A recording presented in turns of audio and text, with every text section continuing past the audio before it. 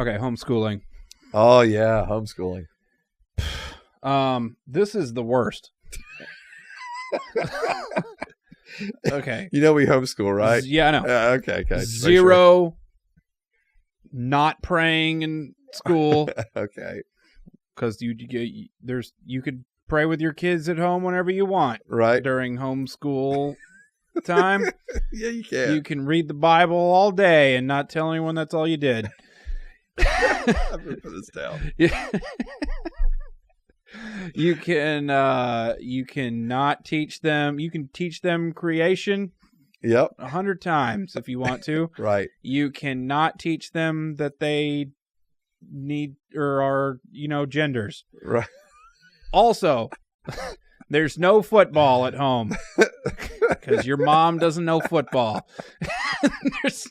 There's no band because she's not in a band. There's no ROTC because Right. she didn't join the military. Right. Otherwise, she'd love public things and send you to public school. So Yeah. the worst of all of the worst things compacted into also public school kids are just weird. Public school or homeschool? Or I kids? mean homeschool kids. They're just Homeschool weird. kids? All of them. Every single one that you meet. And you can pick them out of a crowd. Okay. Like, yeah. So this doesn't make any sense to me. Okay. I mean, I get that. I mean, send your kid to school.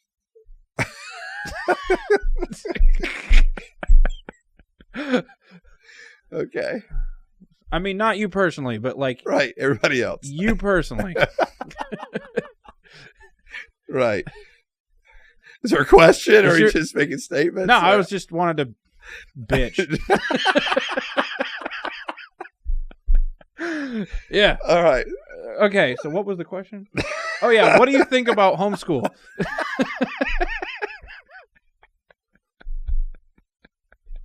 Okay. Whew. All right. So for us, for our family, Uh-huh. what are you doing over there? All right. Like for us, we homeschool, and for our family, it works beautifully. Mm-hmm. All right. That's what you guys think. Because no one ever goes outside. This is perfect. Okay. Let me tell you. All right. I'm going to use my family. I'll tell you why it works for us. But I also up front, I don't think homeschool is for everybody. Okay. Okay. I don't know. You would go it's for nobody, but Right. all right. Some people don't have homes. For instance. Oh God. Okay.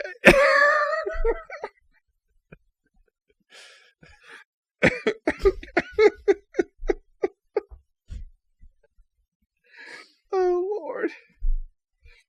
Okay. I can't get through this. Okay. Yeah. So. All right. So for our family, Mm-hmm. with my wife being an education major and being a teacher, so Mhm. she taught at public school for 7 years, classical school for 3 years. So we for us having her as kind of the basis of what we're doing in homeschooling, and then we're part of this massive homeschooling community. Okay. So it just happens to be in the area we live. Are they Christians? Some are and some aren't. Okay. And we live in this massive community of homeschoolers, and so it's pretty neat because all the things you mentioned that you normally don't have, we do have. Not everything, but we have a lot more than probably a lot of other homeschoolers because of the homeschooling community. Mm-hmm. In that homeschooling community, so one, there's a massive homeschooling community in our county and the county next to us. I mean, hundreds and hundreds of families, if not thousands. And so it's a large homeschooling community. Plus, they have strong homeschool co-ops. What does that mean? So a co-op is where a kid may go to school once or twice a week. and so for different classes.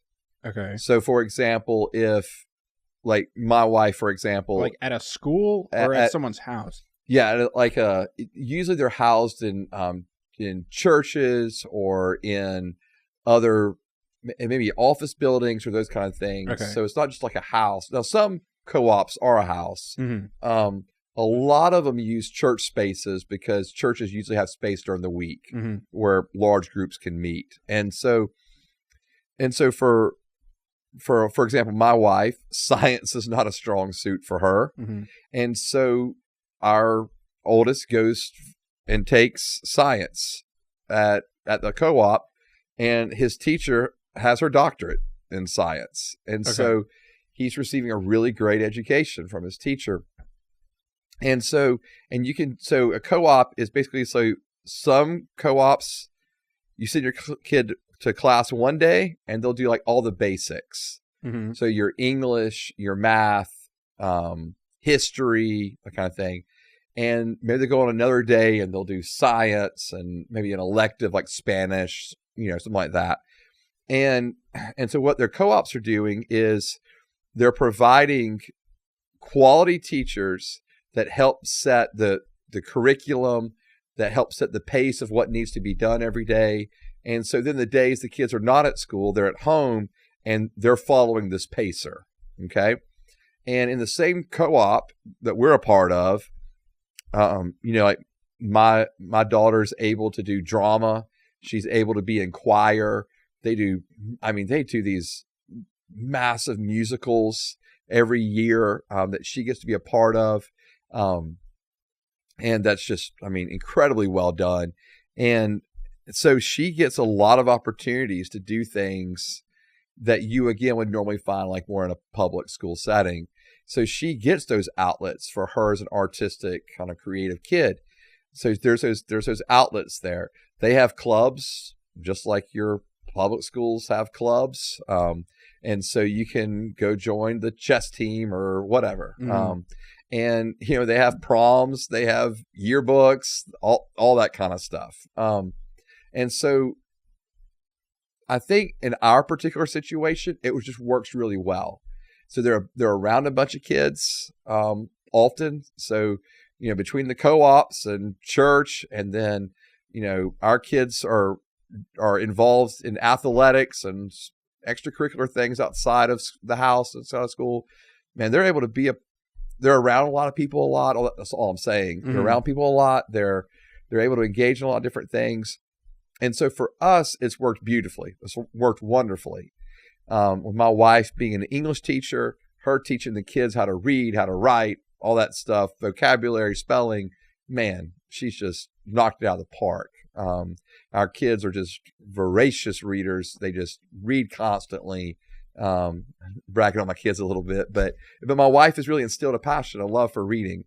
And so, and for learning and for asking questions. And we teach logic and we teach them to think logically.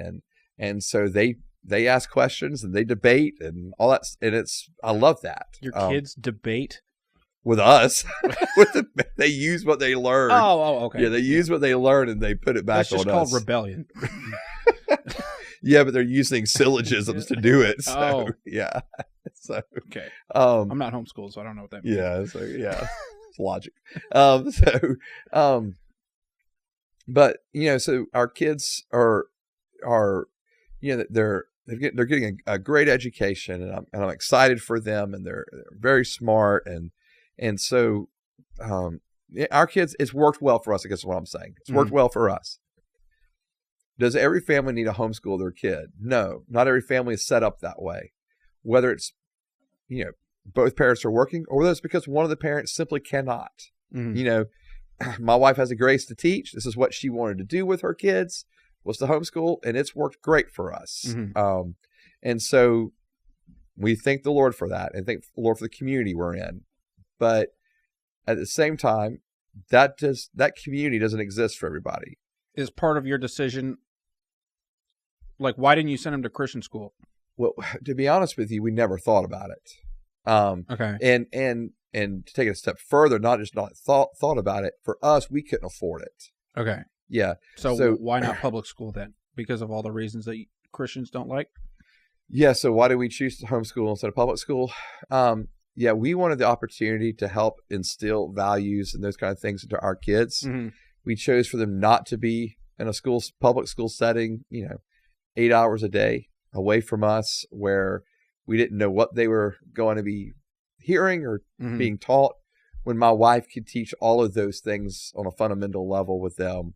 And she was a high school English teacher. And so she's been able to teach our kids and work with them all the way up until the high school point. Now that we have a kid in high school, he is going to take some classes, like I said earlier, outside of us, just because my wife she just doesn't have the expertise to teach him in those things. And we don't want him to get a bad education in science or in math because she's just not skilled to do those. And so we know there's limits there.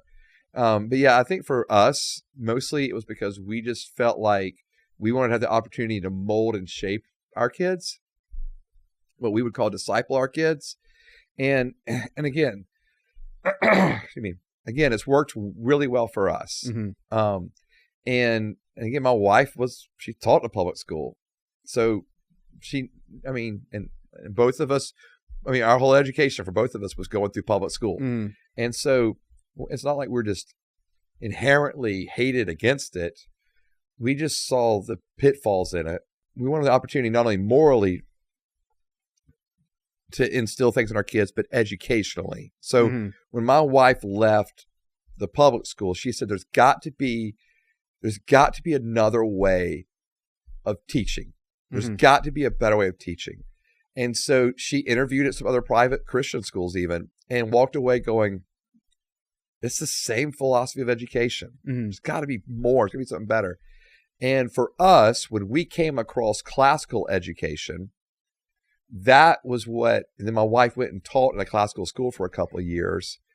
And then I actually ended up teaching at a classical co-op for a few years, for several years.